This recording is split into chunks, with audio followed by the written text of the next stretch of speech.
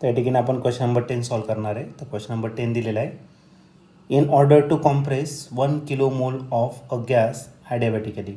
तर आपल्याला काय करायचं आहे, 1 किलो मोल गॅस कॉम्प्रेस करायचा adiabatically. The work done of 125 kilo joule is perform. तर वर्डन जो आहे तो किती, तर 125 किलो जूल इतकं होणार. And in this process temperature of the gas is increase by 6 degree Celsius. आणि या सर्व प्रोसेसमध्ये आपलं टेम्परेचर 6 डिग्री सेल्सिअसने इंक्रीज होणार. आता इंक्रीज इन टेम्परेचर आहे म्हणजे TH मायनस TC करणार. मग डिग्री सेल्सिअसमध्ये घ्या, केल्विनमध्ये घ्या, एकच असेल. त्यानंतर ब्रॅकेटमध्ये दिलेलं आहे युनिव्हर्सल गॅस कॉन्स्टंट आरची व्हॅल्यू दिलेली आहे 8.3 जूल पर मोल पर केल्विन. तर हा क्वेश्चन 2021ला आलेला होता. याच्या 4 ऑप्शनपैकी पहिलं जे ऑप्शन आहे ए, मिक्सचर ऑफ मोनोॲटॉमिक अँड ट्रायॲटॉमिक गॅस. तर हे ॲक्च्युली गॅसचं मिक्सचर आहे आणि ते मोनोॲटॉमिक आणि ट्रायॲटॉमिक आहे असं पहिलं ऑप्शन आहे. बी ऑप्शन आहे रिजिड डायटोमिक. सी ऑप्शन आहे non rigid diatomic. D option आहे मोनोॲटॉमिक. चला तर या क्वेश्चनला आपण सॉल्व करूया आणि मग डिसाईड करूया तर हा जो गॅस कॉम्प्रेस केलेला आहे तो नेमकं कोणत्या टाईपचा आहे. तर या क्वेश्चनमध्ये आपल्याला एक 1 किलो मोल गॅस दिलेला आहे. ओके, आणि तो आपल्याला काय करायचा आहे, 1 किलो मोल गॅस दिलेला आहे जो कॉम्प्रेस करायचा आहे ॲडिबॅटिकली. ओके, तर नंबर ऑफ मोल्स दिलेला आपल्या n ने आणि तो किती दिला तर 1 किलो मोल.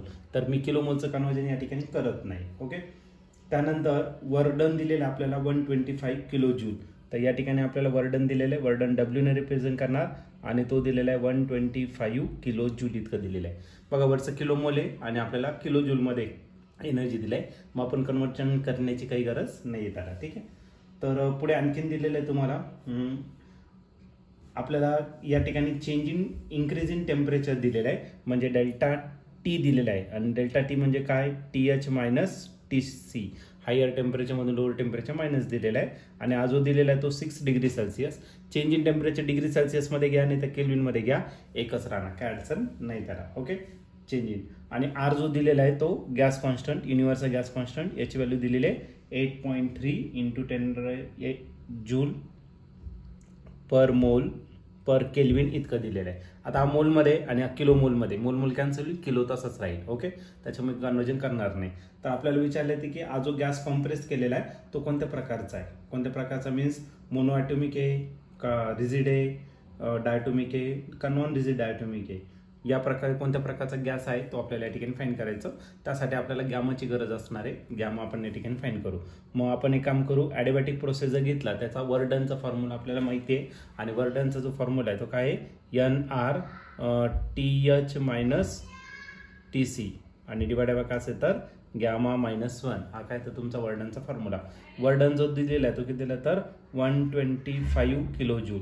n जो दिलेला आहे तो 1 किलो मोल आहे. ओके, 1 किलो आपण कॅन्सल करू शकतो. ठीक आहे, 1 किलो मोल. आरची व्हॅल्यू दिलेली आहे 8.3 इतकं दिलेलं आहे आणि TH मायनस TC जो दिलेला आहे तो किती दिला तर 6 दिलेला आहे.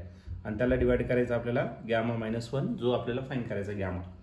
आता गॅमा -1 इकडे डिवायडेड, इकडे काय करा मल्टिप्लाय. मग बघा गॅमा -1 इज इक्वल टू याने मल्टिप्लाय करा 6 3 जा 18 कॅरी गेला 1, 6 8 जा 48 प्लस 1 49. मग झाला 49.8 डिवायडेड बाय काय झालं तर 125. याचं युनिट जे आहे याचं तर याचं आहे जूल पर किलो मोल, जूल पर मोल पर केल्विन. तर मोल कॅन्सल झाला, केल्विन पण कॅन्सल झाला म्हणजे राहील फक्त जूलमध्ये आणि किलो बाकी आहे तर किलो जूल. ओके, तर इथला किलो जूल इथला किलो जूल या ठिकाणी कॅन्सल होईल. 49.8 जो आहे तर त्याला आपण नियरली इक्वल कन्सिडर करू आपण 50 इतकं, राईट. आणि डिवाइड करायला 125. आता 50 आणि 125 25च्या टेबलमध्ये 25 2 जा आणि 25 5 जा. मग आपला गॅमा -1 जो आहे तर 2ला जर 5ने डिवायडेड केला त्याचा आन्सर येईल 0.4 आणि -1 इकडे काय करा प्लस करा. मग गॅमा इज इक्वल टू काय येईल 1 + 0.4 आणि 1 + 0.4 म्हणजेच 1.4. आता याला आपण रेशोमध्ये कन्वर्ट करू. मग रेशोमध्ये कन्वर्ट करायचं असेल तर वरती 14 घेणार आणि खाली काय घेणार 10 घेणार. आता 14 आणि 10 2च्या टेबलमध्ये मग आपला जो गॅमा आहे तर 2 7 जा 14 आणि 2 5 जा झाला 10. मग गॅमा झाला 7/5. हा 7/5 कधी असतो जर तुमचं डायटोमिक असेल आणि डायटोमिक पण कोणतं तर आपलं रिजिड डायटोमिक गॅस असेल तर त्याच्यासाठी गॅमा असतो 7/5 rigid diatomic gas. Okay, rigid diatomic गॅससाठी आपला जो गॅमा असतो तो 7/5 आणि मोनोॲटॉमिक जर घेतला तर मोनोॲटॉमिकसाठी राहतं 5/3 आणि या ठिकाणी तर 7/5 आहे. आणि नॉन रिजिड जर घेतला तर तो असतो 9/7. म्हणून आपला जो गॅस आहे तो आहे रिजिड डायटोमिक गॅस. तर या ठिकाणी ऑप्शन जर बघितलं तर ऑप्शन नंबर बी जो आहे तो या ठिकाणी करेक्टली मॅच होतोय. मग या क्वेश्चनचं जे आन्सर असं नाही तर ऑप्शन बी म्हणजेच काय, रिजिड डायटोमिक